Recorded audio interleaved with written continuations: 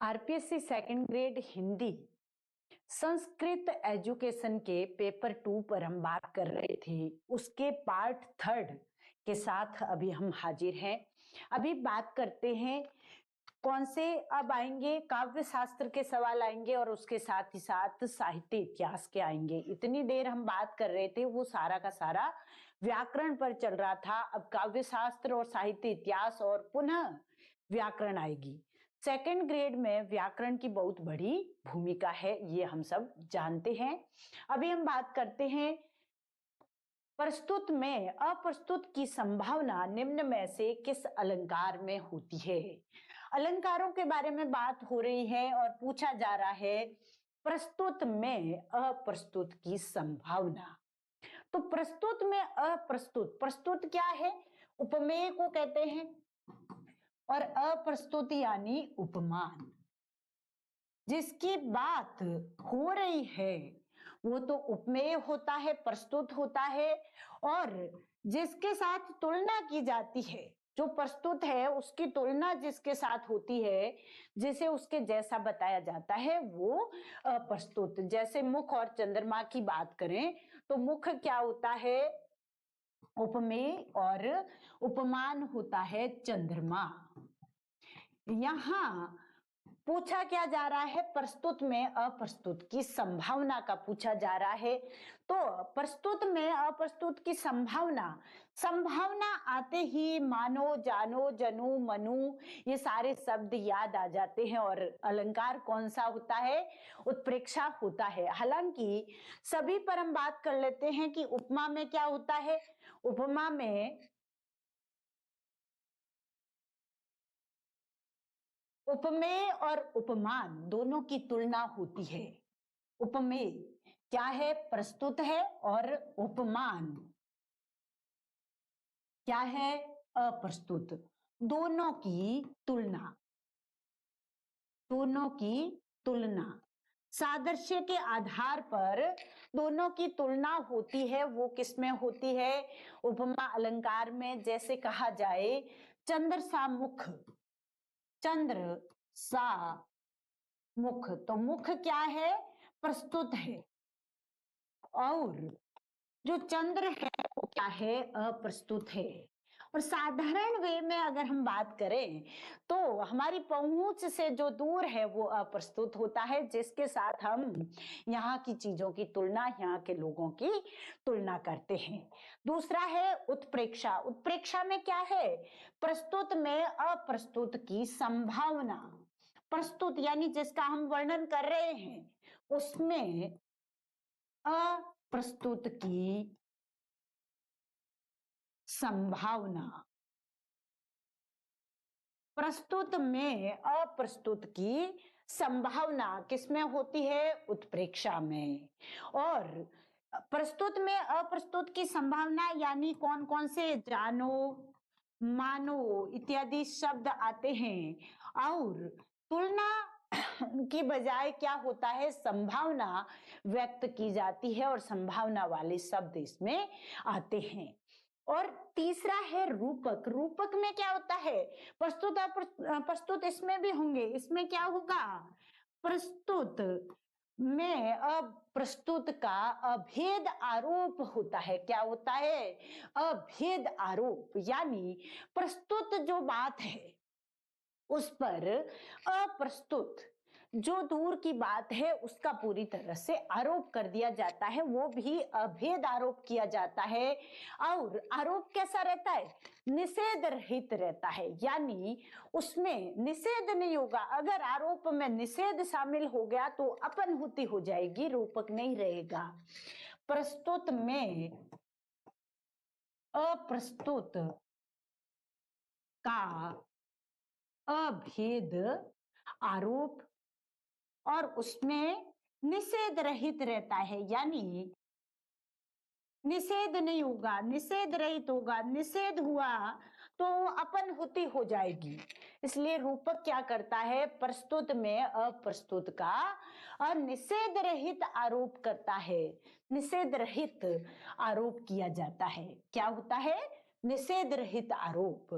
और जो भ्रांतिमान है, भ्रांतिमान में क्या रहेगा? भ्रांति रहेगी। प्रस्तुत जो है, प्रस्तुत में अप्रस्तुत की भ्रांति, प्रस्तुत में अप्रस्तुत की भ्रांति होती है। कौन सा उदाहरण जाएगा इसमें? नाक का मोती। नाक का मोती अधर की कांति से, नाक का मोती अधर की कांति से, बीज दाड़िम का समझ भ्रांति से।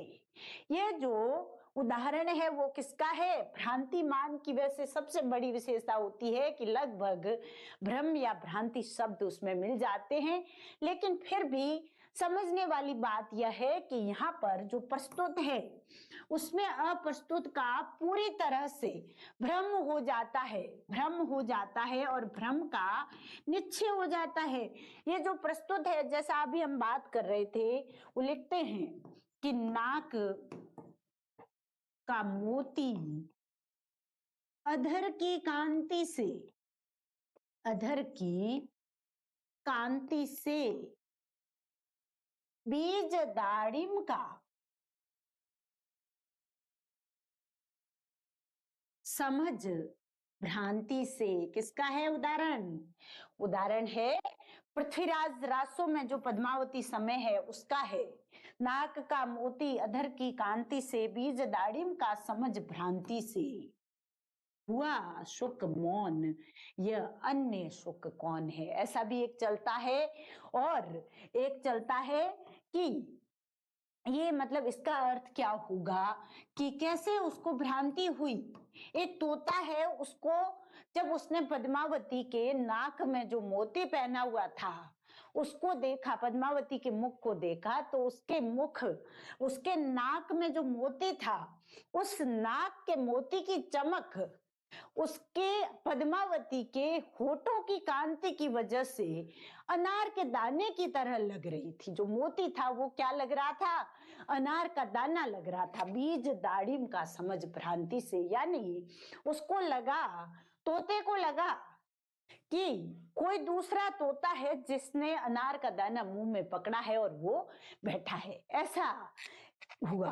तो यहाँ पर नाक का मोती अधर की कांति से, बीज दाड़िम का समझ भ्रांति से। बीज दाड़िम, बीज दाड़िम का किसे समझा? नाक के मोती को, नाक के मोती को बीज दाड़िम का समझ लिया। इस वजह से उसे क्या हुई? भ्रांति हो गई, और भ्रम है, और निश्चित भ्रम है। यहां से भी सवाल बनता है, निश्चित भ्रम है, भ्रम टूट नहीं रहा है, निश्चित रहेगा अंत तक कि उसने बीज दाड़िम का ही समझा नाक के मोती को, बीज दाड़िम का ही समझा नाक के मोती को। इस वजह से भ्रम की स्थिति कैसी है? निश्चित है, निश्चयात्मक स्थिति है। ये बहुत महत्वपूर्ण बात है। तो ये इसमें उत्तर तो सही क्या था? बिल्कुल आसान ही था। इन सब को हमने साथ साथ में समझ लिया है। निम्न में से सोरठा छंद में नहीं होता है, यानी सोरठा छंद की बात हो रही है। किसकी बात हो रही है? सोरठा की, जो कि दोहा का उल्टा होता है, अर्ध सम छंद होता है। तो देखिए, विषम चरणों में 11 मात्राएं होती है, तो क्या रहता है? 11 13 रहता है। विषम पहले वाले रहते हैं, पहला और तीसरा। विषम, विषम में 11 और सम में क्या रहती है? 13 मात्राएं। तो पहले और तीसरे में कितनी होगी? पहले तीसरे में 11 मात्राएं और दूसरे और चौथे में कितनी होगी? 13 मात्राएं। तो पहला कथन तो बिल्कुल सही है। और इसने पूछा क्या है? नहीं होता, यानी कौन सी चीज नहीं होती है? तो देखिए, समचरण में 13 मात्राएं होती है। 2 और 4 क्या है? समचरण है और उसमें 13 मात्राएं होती है। तो ये भी सही है, ये कथन सही हो गया, ये सही हो गया। अगला है, यह मात्रिक अर्ध सम छंद है, क्योंकि इसमें पहले और तीसरे चरण की बात हो रही है, तो सीधी बात है कि ये क्या है? अर्ध सम है। चारों चरण अगर बराबर मात्राओं के होते तो कैसा हो जाता? तो सम छंद हो जाता, लेकिन पहले तीसरे की बात हो रही है तो कैसा है, अर्थ सम छंद है। ये भी बिल्कुल सही बात है। तो सम चरण तुकांत होते हैं, सम नहीं होते, विषम। पहला और तीसरा जो है वो तुकांत होते हैं। पहला और तीसरा चरण कैसे होते हैं, तुकांत होते हैं, तो ये विषम होंगे। विषम चरण तुकांत होते हैं, ये बिल्कुल इसमें हो जाएगा 4 नंबर। अगर सोरठा छंद को ढंग से समझा हुआ है तो कोई गलत होने की संभावना रहती ही नहीं। अगला, अब साहित्य इतिहास का सवाल आया है, पुष्य या पुंड को हिंदी का प्रथम कवि कौन मानते हैं। तो देखिए, पुष्य या पुंड की बात हो रही है। पुष्य या पुंड को मानने वाले कौन है, सेंगर साहब। सेंगर साहब ने कहा कि पुष्य या पुंड कवि हिंदी के प्रथम कवि है, लेकिन बाकी विद्वान इनसे सहमत नहीं है, क्योंकि ये इनका समय बहुत पहले बता देते हैं। जब समय 600 और कुछ बताते हैं और कहते हैं कि पुष्य या पुंड पहले कवि है, तो अन्य विद्वानों को ये स्वीकार्य नहीं होता। तो उत्तर तो ये है। अब हजारी बाबा किसको मानते हैं, तो हजारी बाबा ने रहमान साहब को माना है, अब्दुल रहमान को माना है। अब्दुल रहमान, जिनकी रचना क्या है, संदेश रासक। हरि प्रसाद द्विवेदी जी हिंदी का प्रथम कवि मानते हैं। और बात है राहुल सांकरतायन की, तो सबको पता ही है, सरहपा को ये प्रथम कवि मानते हैं और सर्वमान्य रूप से भी इन्हें माना जाता है। और सरहपा का समय राहुल जी क्या बताते हैं, 769 यानी 769 ईस्वी। 769 ईस्वी किसने माना, राहुल सांकरतायन ने सरहपा का समय माना। लेकिन दूसरे विद्वान भी सरहपा के साथ काफी हद तक इस बात पर तो सहमत हो जाते हैं कि सरहपा हिंदी के प्रथम कवि है, लेकिन उनकी रचना को लेकर कि ये केवल दोहों में लिखा गया है और पूर्ण रचना नहीं मिलती, इस वजह से देवसेन के सरावकाचार को प्रथम पुस्तक के रूप में माना जाता है। 7वीं शताब्दी से ही हम सिद्धों की रचनाओं को अपनी भाषा के प्रारंभिक रूप में पाते हैं। 7वीं शताब्दी की बात हो रही है। कौन सी शताब्दी, 7वीं शताब्दी। और उस शताब्दी से ही क्या कह रहे हैं, कहने वाले विद्वान कहते हैं कि हम सिद्धों की रचनाओं को अपनी भाषा के प्रारंभिक रूप में, अपनी भाषा यानी हिंदी भाषा के प्रारंभिक रूप में पाते हैं। यानी सिद्धों की भाषा को, जो कि 7वीं शताब्दी में थे, अपनी भाषा यानी हिंदी का प्रारंभिक रूप कौन मान रहे हैं, डॉक्टर राम कुमार वर्मा मानते हैं। डॉक्टर राम कुमार वर्मा, ये पेपर 2nd ग्रेड का है, लेकिन सवाल हिंदी साहित्य इतिहास के बड़े लेवल के पूछे गए हैं। तो राम कुमार वर्मा जी ने 7वीं शताब्दी से ही हम सिद्धों की रचनाओं को अपनी भाषा के प्रारंभिक रूप में मानते हैं। ये किसके आधार पर कहा, राहुल जी के मत, राहुल जी का मत था सरहपा को प्रथम कवि मानना, सरहपा को प्रथम कवि मानना, जिनका ये समय रहा। और इनके मत और इसके साथ ही साथ विनयतोष भट्टाचार्य ने भी 693 के आसपास माना था। तो उन दोनों के मतों को, वो इन दोनों मतों के आधार पर, इन दोनों मत का विश्लेषण करके राम कुमार वर्मा जी कहते हैं कि 7वीं शताब्दी से ही हम सिद्धों की रचनाओं को अपनी भाषा के प्रारंभिक रूप में पाते हैं। यह बात कौन कहते हैं, डॉक्टर राम कुमार वर्मा। हिंदी साहित्य का आलोचनात्मक इतिहास इनकी प्रसिद्ध पुस्तक। रामचंद्र शुक्ल द्वारा वीर गाथा काल नामकरण में सम्मिलित रचनाओं में से नहीं है। यानी रामचंद्र शुक्ल ने हिंदी साहित्य के आदिकाल को क्या नाम दिया, उन्होंने नाम दिया था वीर गाथा काल। और उस वीर गाथा काल नाम देने का आधार क्या था, 12 पुस्तकें थी। उन्होंने 12 पुस्तकों के नाम बताए जिनके आधार पर उन्होंने आदिकाल को वीर गाथा काल कहा था। अब वे 12 पुस्तकें कौन कौन सी थी? तो सबसे पहले 4 साहित्यिक पुस्तकें आती है, जिसमें है विजयपाल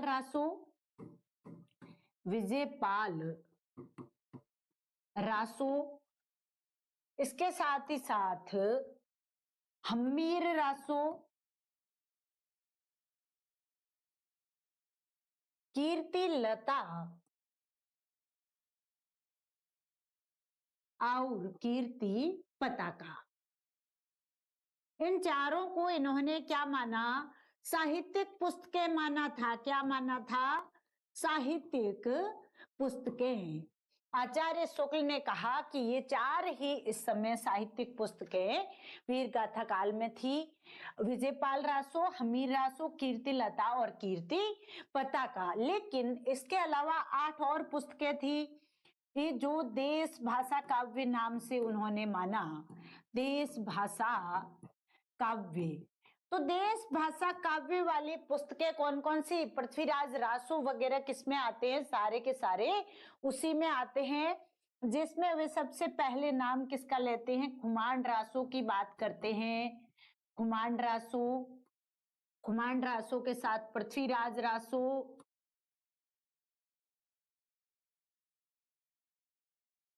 बीसलदेव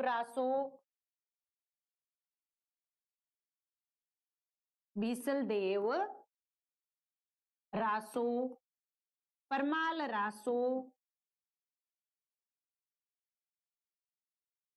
खुमान रासो, पृथ्वीराज रासो, बीसलदेव रासो, परमाल रासो और इनके साथ ही साथ जो जयचंद पर लिखी गई 2 पुस्तकें हैं, कौन कौन सी? जयचंद प्रकाश है और एक है जयचंद जस चंद्रिका। जयचंद जस चंद्रिका। तो ये जो चंद्रिका है ये तो मधुकर कवि की है, और जयचंद प्रकाश है वो किसकी है? भट्ट केदार की है। ये किसकी है? केदार की। प्रकाश जो है, और जो चंद्रिका है वो किसकी है? मधुकर की है। बिसलदेव रासो हम सब जानते हैं नरपति नालह की है। प्रकाश रासो की है जो आलाखंड था। पृथ्वीराज रासो चंद्रबरदई की है और खुमांड रासो दलपत विजय की। तो ये जो रचनाएं हैं इसके साथ अब ये कितने हुए? 4 ये हो गई, ये 5, ये 6, 7, 8, 9 और 10 ये हो गई। 2 और रचनाएं हैं जो वो वीर गाथा काल नामकरण के आधार के रूप में 12 पुस्तकें इन्होंने ली है, उसमें 2 और पुस्तकों को उन्होंने रखा। वो कौन सी थी? एक तो थी विद्यापति की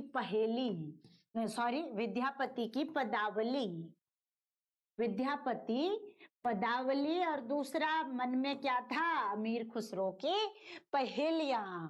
विद्यापति पदावली और खुसरो की पहेलियां। तो ये 12 रचनाएं जो है ये वीर गाथा काल नाम जो शुक्ल ने दिया है उसमें इन 12 रचनाओं को वो लेते हैं, जिसमें से वो कहते हैं कि ये 2 और 1 इनके साथ 2 तो ये एक तो पदावली सीधी बात है श्रृंगार रस की उन्होंने माना है, और आध्यात्मिक रंग के चश्मे वाली बात वो बड़ी सुंदर कह देते हैं कि कुछ लोग आध्यात्मिक रंग के चश्मे पहन लेते हैं जो पदावली में भी क्या ढूंढते हैं? अध्यात्म ढूंढते हैं, जो श्रृंगार की बहुत ही उम्दा रचना है। और खुसरो की पहेलियों को वे क्या कहते हैं? मनोरंजन की रचनाएं कहते हैं, और मनोरंजन आम जनता के मनोरंजन के लिए लिखा गया कहते हैं। मनोरंजन किसका? मनोरंजन आम जन का। आम जन के मनोरंजन की बात करते हैं और इसमें श्रृंगार की बात करते हैं। और ये जो है एक ये हो गई, 2 ये, और तीसरी जो है वो क्या है?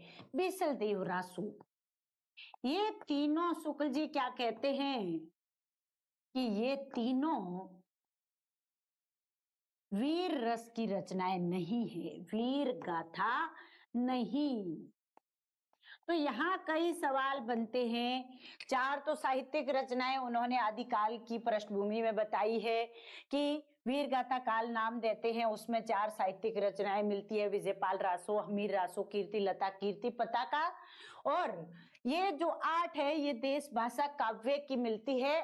और इनमें से भी एक और सवाल नया बनता है, वो क्या बन जाता है, वो बनता है कि जो विद्यापति पदावली और खुसरो के पहेलियां और बिसल देव रासो है वो वीर गाथात्मक नहीं है, बाकी सबका संबंध कहीं ना कहीं वीर गाथा से है। तो ये 3 वीर गाथात्मक नहीं है, तो 12 में से 3 गए, पीछे कितने 9 जो है वो वीर गाथात्मक शुक्ल की दृष्टि में है। इस प्रकार से अब यहाँ पर इन 12 की बात कर ली तो सीधा पौंचर्यु तो अपने आप अलग ही पड़ा है, सीधा दिख जाएगा, सीधा अलग हो जाएगा। निम्न में से प्रवृत्ति आधारित नामकरण नहीं है। नाम से ही पता चल जाएगा।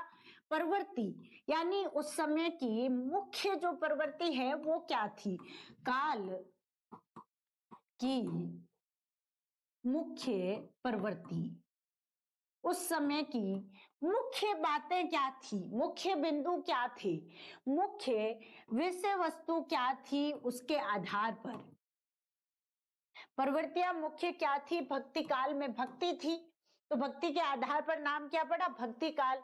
यहाँ रीति मुख्य प्रवृत्ति थी, रीति प्रवृत्ति थी, तो रीति काल नाम पड़ा, सीधा आचार्य शुक्ल खुद कहते हैं। और भारतेंदु काल नाम जो है वो किसके नाम पर है, लेखक या कवि के नाम पर, कवि के नाम पर। तो ये सीधा अलग हो गया, ये प्रवृत्ति से जुड़ा नहीं है। पुनर्जागरण काल किसको कहा जाता है, भारतेंदु काल को ही कहा जाता है। और भारतेंदु काल जो है वो पुनर्जागरण काल नाम से जाना जाता है, और पुनर्जागरण इसकी मुख्य प्रवृत्ति रही है। पहले से ये जो जागृत अवस्था में थे उन्हें पुनर्जागृत करने का कार्य, ये जो जागरण, एक बार तो विद्वान ऐसा मानते हैं कि भक्ति काल में जागरण अवस्था आई थी भारतीयों में, और पुनर्जागरण की जो अवस्था है ठीक ठाक जो बीच में से समय निकल गया रीतिकाल वगैरह का, उसके बाद हमारे भारत देश के लोगों में नई चेतना का संचार होता है, इस समय को पुनर्जागरण काल कहा गया है। ये समय कौन सा है, भारतेंदु जी का काल है। तो पुनर्जागरण काल भी प्रवृत्ति आधारित ही होगा।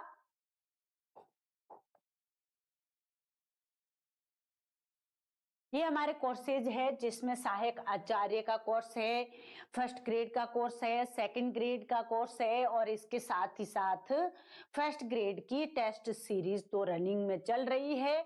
और जो कॉलेज प्रोफेसर की टेस्ट सीरीज है उसमें एक पेपर की टेस्ट सीरीज हालांकि पहले चलाई थी फर्स्ट पेपर की, लेकिन इस बार हमारा प्लान दोनों पेपर की टेस्ट सीरीज को लेकर है, तो इसको थोड़ा समय लेकर और तैयारी स्टार्ट होने के बाद शुरू करेंगे, बिल्कुल प्लान के साथ, एक तय रूपरेखा के साथ कि कितने दिन में कितना सिलेबस होगा और उसके अकॉर्डिंग टेस्ट सीरीज की जाएगी।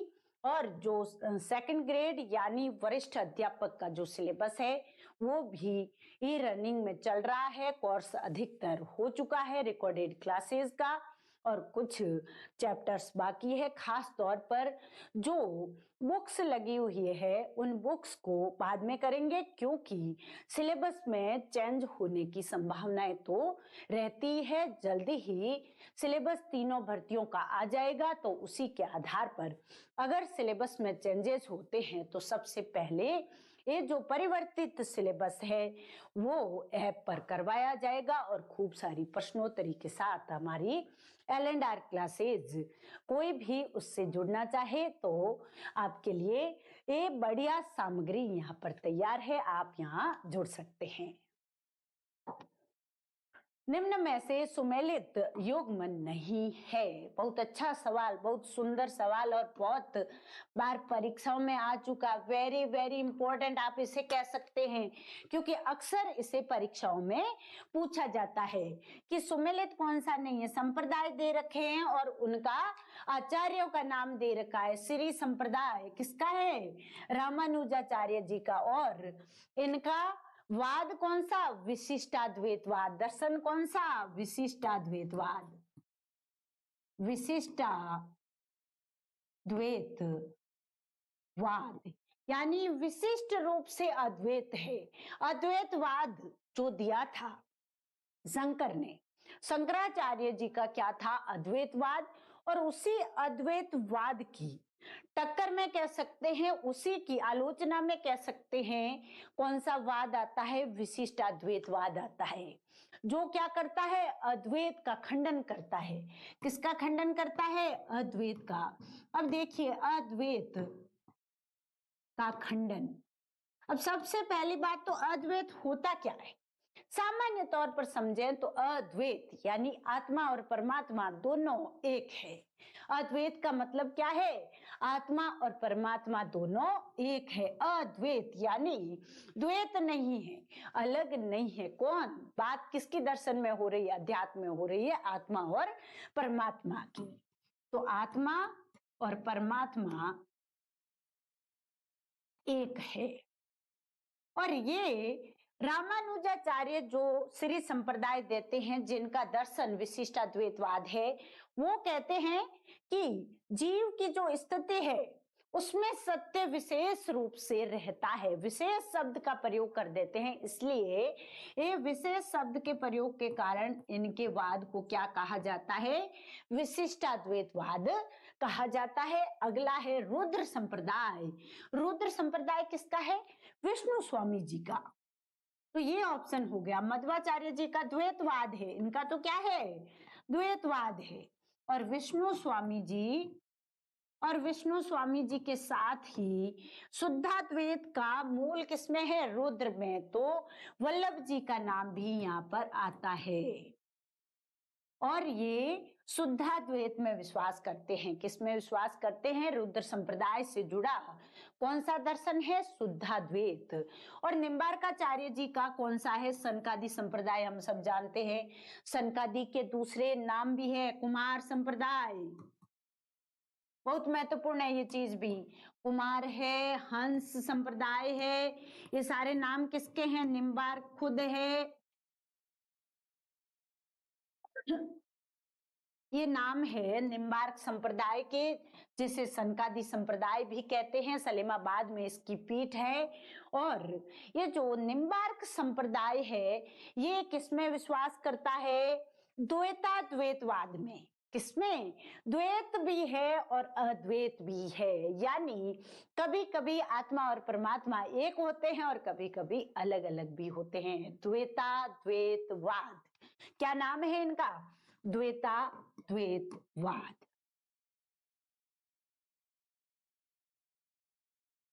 द्वैतवाद किसका संप्रदाय है? निम्बार्काचार्य जी का। क्या नाम है? द्वैताद्वैतवाद, कुमार हंस, ये दर्शन है इनका। द्वैताद्वैत क्या है? दर्शन। और संप्रदाय का नाम क्या है? सनकादि, जिसके कुमार भी नाम है। कुमार संप्रदाय भी, हंस संप्रदाय भी और निम्बार्क संप्रदाय भी इसी के नाम है। और इनका दर्शन है द्वैताद्वैतवाद, यानी आत्मा और परमात्मा जो है वो द्वैत भी है और अद्वैत भी। द्वैत, द्वैता अद्वैत, द्वैत और अद्वैत दोनों है। क्या है? द्वैत और अद्वैत दोनों। द्वैत व अद्वैत दोनों है। द्वैता द्वैत, द्वैत यानी दो है, अलग अलग है। और इसका मतलब है कि आत्मा और परमात्मा एक ही है। किसकी बात हो रही है? आत्मा और परमात्मा की। कहीं तो इन दोनों को अलग अलग मानते हैं और कहीं इन दोनों को एक ही मानते हैं। वल्लभाचार्य जी, वल्लभ संप्रदाय, जो कि शुद्धाद्वैतवाद दर्शन पर आधारित है। शुद्धाद्वैतवाद, अब नाम से ही आप कह सकते हैं कि शुद्ध रूप से अद्वैत क्या होगा? शुद्ध रूप से अद्वैत, यानी आत्मा और परमात्मा दोनों शुद्ध रूप से एक है। परमात्मा में ही आत्मा का सब कुछ है, अर्थात आत्मा का एक ही काम है कि अपने परमात्मा को हर हाल में खुश रख सके, उनको पूरी तरह से संतुष्ट कर सके। उसके लिए क्या करते हैं? पुष्टि मार्ग की बात करते हैं। पुष्टि यानी अनुग्रह। तो पुष्टि मार्ग की अवधारणा देने वाले विद्वान कौन है? तो वल्लभाचार्य जी ने पुष्टि मार्ग की अवधारणा दी है। अगला सवाल है, सहजोबाई और दयाबाई निम्न में से किसकी शिष्याएं थी? सहजोबाई और दयाबाई दोनों चरणदास जी की शिष्याएं। किसकी? चरणदास जी की। जो कहाँ के रहने वाले थे? अलवर के। अलवर में डेहरा के रहने वाले थे। और पीठ कहाँ थी? पीठ दिल्ली में। और इनकी दोनों शिष्याएं थी और ये संत थे। क्या थे? संत थे। अहिंसा की बात करते हैं, त्याग की बात करते हैं। अहिंसा, त्याग आदि की बात करते हैं। और चरणदास जी की शिष्याएं कौन है? दयाबाई जी और सहजो बाई जी, जो चरणदासी संप्रदाय को आगे बढ़ाती है। निम्न में से सुमेलित युग्म नहीं है। मुल्ला दाऊद जी की चंदायन रचना है, जिसे राम कुमार वर्मा ने फर्स्ट क्या मानी है? सूफी रचना मानी है। मुल्ला दाऊद की रचना का नाम क्या? चंदायन। राम कुमार वर्मा इसे क्या मानते हैं? ने प्रथम रचना माना। सूफी काव्य की प्रथम, सूफी की बात कर रहे हैं, काव्य की प्रथम रचना माना। किसको? चंदायन को। चंदायन किसने लिखी? जिसका दूसरा नाम लोर कथा भी है। लोर कथा किसका दूसरा नाम है? चंदायन का ही। और लिखने वाले कौन है? सॉरी, मुल्ला दाऊद। मुल्ला दाऊद लिखने वाले हैं। और इसका समय रहा था 1379। 1379। और ये चंदायन जो है इसे लोर कहा भी कहा जाता है। और राम कुमार वर्मा ने सूफी काव्य की प्रथम रचना मानी है और अक्सर इसी को प्रथम रचना के रूप में दर्जा मिलता है। अगली है सत्यवती कथा, जो ईश्वरदास ने लिखी है। बिल्कुल सही बात है। और हजारी बाबा इसे, हजारी प्रसाद द्विवेदी इसे प्रथम रचना मानते हैं। किसकी? सूफी काव्य की। और इसका सन हजारी जी 1501 मानते हैं और इसे प्रथम रचना के रूप में दर्जा देते हैं। कौन? हजारी प्रसाद द्विवेदी। सत्य, हजारी जी क्या करते हैं? सत्य बोलते हैं। और कुतुबन मृगावती इसे आचार्य शुक्ल प्रथम रचना मानते हैं। शुक्लानुसार प्रथम रचना कौन सी? मृगावती। और मृगावती लिखने वाले कौन? कुतुबन। मृगावती लिखी किसने? मृगावती लिखी है कुतुबन ने। और शुक्ल जी इसका समय क्या मानते हैं? तो 1503 मानते हैं। 1503 में लिखी मानी गई है और शुक्ल जी इसे प्रथम रचना मानते हैं। ये बातें अक्सर पूछ ली जाती है। और एक असाइद की हंसावली भी रचना है, जिसे गणपति चंद्रगुप्त प्रथम रचना मानते हैं। गणपति चंद्रगुप्त की हम बात कर रहे हैं, यहाँ ये बात दूसरी है। लखम सेन पद्मावती कथा, ये यहाँ पर ऑप्शन जो है यो सुमिलित नहीं है। ये किसकी है? दामोदर कवि की। बिल्कुल आसान सवाल है। दामोदर कवि। लखम सेन पद्मावती कथा किसकी रचना? दामोदर कवि की रचना। निम्नलिखित में से कौन सा कवि अष्टछाप से संबंधित नहीं है? क्या पूछा? अष्टछाप। अष्टछाप जो है 8 ऐसे कवि जो सुबह से लेकर शाम तक श्री कृष्ण की सेवा किया करते थे, अष्ट सखा के नाम से जाने जाते थे। 8 प्रहर सेवा किया करते थे, अष्ट सखा के नाम से जाने जाते थे। और ये मंडलियां जो थी, इसमें 4 किसके शिष्य थे? वल्लभ जी के। और 4 किसके थे? विठलनाथ जी के शिष्य थे। तो अष्ट छाप, इसको छाप की संज्ञा किसने दी? नाथ ने। विठलनाथ जी ने दी थी 1565 में अष्टछाप, छाप लगा दी थी। और कब दी? 1665, 1665 में दी। 1565 नहीं होगा, 1665 होना चाहिए। और ये अष्टछाप स्थापना करते कौन है? विठलनाथ करते हैं। लेकिन इसमें जो शिष्य है वो 4 तो वल्लभ जी के हैं और 4 किसके हैं? विठलनाथ जी खुद के हैं। तो सूरदास किसके शिष्य हैं? वल्लभ जी के। अभी हम बात अलग अलग कर लेते, एक साथ भी करते हैं। नंद जी किसके हैं? विठल जी के। और स्वामी हरिदास सखी संप्रदाय के हैं, सखी संप्रदाय। और छेत स्वामी विठल जी के शिष्य, किसके शिष्य? विठल जी के। ये आसान है, कई बार रिपीट होता है, वेरी इंपॉर्टेंट है। अक्सर अष्टछाप पर सवाल पूछ लिया जाता है और आसान सवालों में आजकल आता है, क्योंकि ये अक्सर पूछा जाता है, बार बार रिवाइज होता है, तो हर अभ्यर्थी को ये आना चाहिए। और इसमें हम ऐसे 4 जो वल्लभ जी के हैं शिष्य, उन पर बात कर लेते हैं।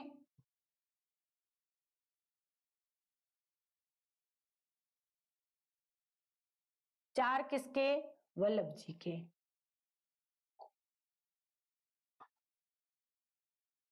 वल्लभ जी के शिष्य कौन कौन से? सबसे पहले कुंभन दास, फिर आते हैं सूरदास, ये क्रमवार है। फिर कौन आते हैं? परमानंद दास, नंद दास। और फिर कौन आते हैं? कृष्ण दास, कृष्ण दास। तो इसे हम ऐसे याद कर सकते हैं, कुसुपक्री, कुसुपक्री करके आप पहले पहले वर्ण से याद कीजिए, क्योंकि कई बार क्रमवार नेट वगैरह में तो अक्सर पूछे ही जाते हैं। तो अपने जो ये परीक्षाएं हैं कंपटीशन की, इनमें भी पूछा जा सकता है, तो कुसुपक्री से भी याद किया जा सकता है। ये चारों के चारों शिष्य कर्मागत रूप से यहाँ है। और जो अगले हैं वो किसके शिष्य होंगे? विठलनाथ जी के। विठल जी के शिष्य कौन कौन है जी? सबसे पहले कौन आएंगे? गोविंद स्वामी। सबसे पहले कौन? गोविंद स्वामी। दूसरे छीत स्वामी, दूसरे नंबर पर है छीत स्वामी। और तीसरे जो है वो है चतुर्भुज दास। कौन है? चतुर्भुज दास। और चौथे जो है वो सबसे प्रसिद्ध, सबसे कनिष्ठ है, यानी सबसे छोटे हैं, लेकिन प्रसिद्धि की दृष्टि से एक नंबर पर, प्रसिद्धि में एक नंबर पर कौन? सूरदास, जो किसके शिष्य हैं? वल्लभ जी के। और 2 नंबर पर प्रसिद्धि की दृष्टि से कौन है? तो सीधी बात होगी नंददास। कौन होंगे? नंददास। प्रसिद्धि में 2 नंबर पर, प्रसिद्धि में कितने नंबर पर है? 2 नंबर पर। और वैसे देखें तो विठल जी के शिष्य है 1 2 3 4। इसको भी आप ऐसे ही बना सकते हो, गो छी च न। क्या बन जाएगा?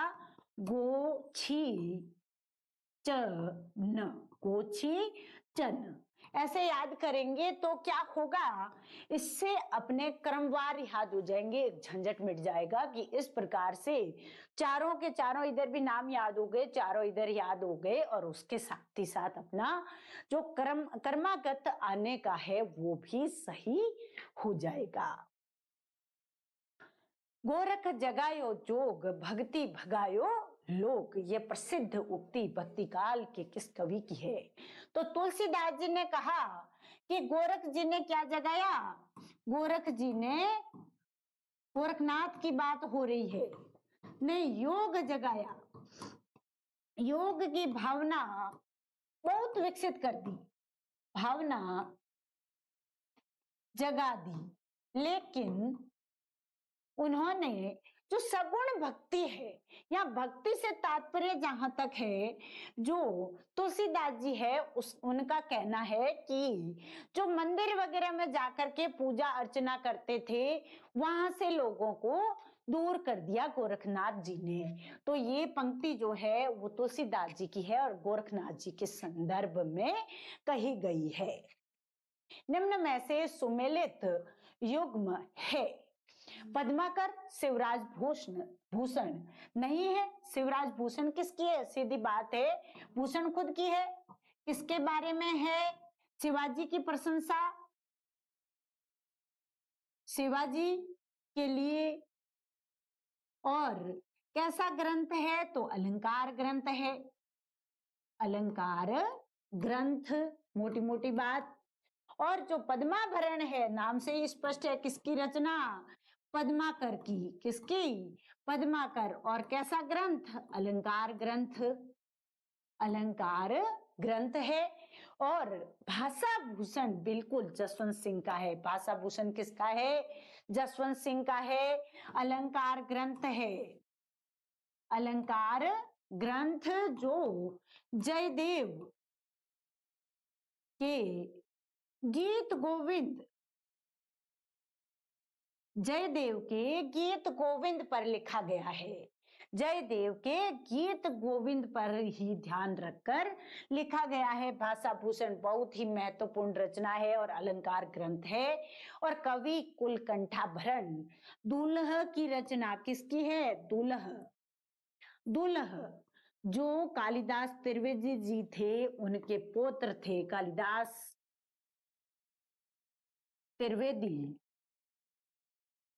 के पुत्र थे। दुल्हा कौन थे? कालिदास त्रिवेदी के पुत्र थे। और कवि कुलकंठाभरण अलंकार का बहुत प्रसिद्ध ग्रंथ, ये भी अलंकार ग्रंथ है। इसमें भी किसका वर्णन है? अलंकारों का वर्णन है। इस प्रकार से तो सुमेलित एक ही था, भाषा भूषण जसवंत सिंह। डॉक्टर नगेंद्र के अनुसार निम्न में से रीति मुक्त काव्य धारा का कवि कौन सा नहीं है? किसकी बात हो रही है? रीति मुक्त यानी रीति के शास्त्रीय बंधनों से मुक्त। रीति के शास्त्रीय बंधनों से मुक्त। किसकी बात हो रही है? रीति के शास्त्रीय बंधनों से मुक्त। किसके बारे में पूछ रहे हैं? रीति मुक्त। तो रीति के शास्त्रीय बंधनों से मुक्त कौन थे? घनानंद, बोधा, आलम, ठाकुर, द्विजदेव। यही नाम है, घनानंद, बोधा, आलम, ठाकुर। और लास्ट अंतिम जो माने जाते हैं वो द्विजदेव है। तो सीधी बात है, रसलीन है वो क्या है? ग्रंथकार है। जिनकी रचनाएं कौन सी? अंग दर्पण और दूसरी है रस प्रबोध। रस प्रबोध, ये दोनों रचनाएं लिखी किसने? रसलीन ने। और इनका जो विशेष विवेचन था वो किस पर था? रस पर था। वे अधिक बात नायिका भेद, यहाँ तो अंग दर्पण नायिका भेद, नायिका भेद और रस पर बात करते हैं। किस पर बात करते हैं? अंग दर्पण में नायिका भेद पर, रस प्रबोध में रस पर बात करते हैं। घनानंद प्रेम की पीर के कवि है,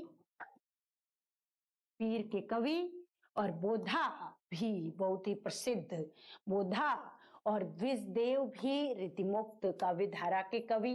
तो इस प्रकार से ये सारे के सारे तीनों ये रीतिमुक्त हो गए, जो अपनी पीड़ा को प्रकट करते हैं, अपनी वेदना को प्रकट करते हैं। शास्त्रों से इनका कोई लेना देना नहीं है। तो यहाँ घनानंद, बोधा, द्विजदेव का नाम आया और चौथे जो रसलीन है वो अलग हो गई। रचना और रचनाकार के संबंध में कौन सा जोड़ा सही नहीं है? रचना का वापस आया। छत्रसाल दशक भूषण की रचना है, बिल्कुल छत्रसाल के बारे में कही गई है। और माना जाता है कि छत्रसाल और शिवाजी दोनों को भूषण बराबर महत्व देते थे। और छत्रसाल ने एक बार इनकी पालकी को कांधा भी दिया था, ऐसा माना जाता है। ललित ललाम मतिराम की है, बिल्कुल बहुत प्रसिद्ध रचना ललित ललाम। और अष्टयाम देव की रचना है, सेनापति की नहीं है, देव की। अष्टयाम किसकी है? देव की। वैसे तो अष्टयाम प्रसिद्ध नाभादास का भी है, लेकिन यहाँ रीतिकाल के संदर्भ में जहां हम बात कर रहे हैं, या देव वाले अष्टयाम की बात हो सकती है। और अंग दर्पण अभी अभी हमने बात की, और 2 सवाल दे की रसलीन के आ गई। तो जो परीक्षक है, देने वाले हैं, उनके सामने जो चीजें आती है उसमें से जो महत्वपूर्ण है उसमें से ही अक्सर सवाल बनते हैं। जहां हम बार बार पॉइंट आउट करते हैं, हम खुद पढ़ते वक्त, गहराई से पढ़ते वक्त, पढ़ाते वक्त, जहां बार बार हमारी दृष्टि जाती है वहीं से सवाल उठते हैं। कई बार जहां हम छोड़ते हैं वहीं से वे सवाल उठा लेते हैं। तो अगर हमारी दृष्टि पैनी रहेगी तो सफलता से हम दूर नहीं रह सकते। मंजिल और रास्ता दोनों में फासला रह ही नहीं सकता, ये वादा है।